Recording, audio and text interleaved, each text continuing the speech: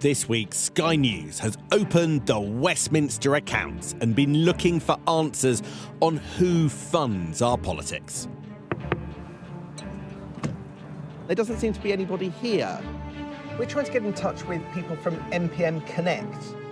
Yesterday, we finally got some answers from MPs about donations from companies that offer few details about themselves. Now the head of a key ethics watchdog has intervened, telling us an overhaul is needed. When MPs take money from companies, do you think that they ought to do basic due diligence so they can say who ultimately within the company is behind the donation and perhaps why they're giving the money? Well, the short answer to that is, yes, they should. I mean, they're not currently required to under the rules. But if that money, say, come through a political party, that political party had to do a degree of due diligence. And I think it wouldn't be unreasonable to put together some guidelines for members of Parliament to be able to answer some just very basic questions. Some MPs worry voters see big numbers and pound signs and think the worst. But Lord Pickles welcomed our searchable tool. At the moment, it's a bit hodgepodge and you have to go out of your way. I mean, the great thing in terms of what you put together is all in one place. One of the biggest things to come out of the Westminster accounts so far is just how hard it is to find out basic details about some companies that give to MPs. And that's why the intervention by Eric Pickles, Lord Pickles, is so interesting and important today.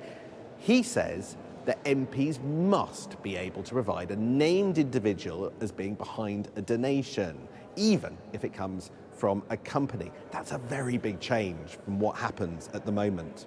More calls to curb the outside earnings of figures like Boris Johnson, who can make hundreds of thousands of pounds for a single speech. The Liberal Democrat Party leader unimpressed.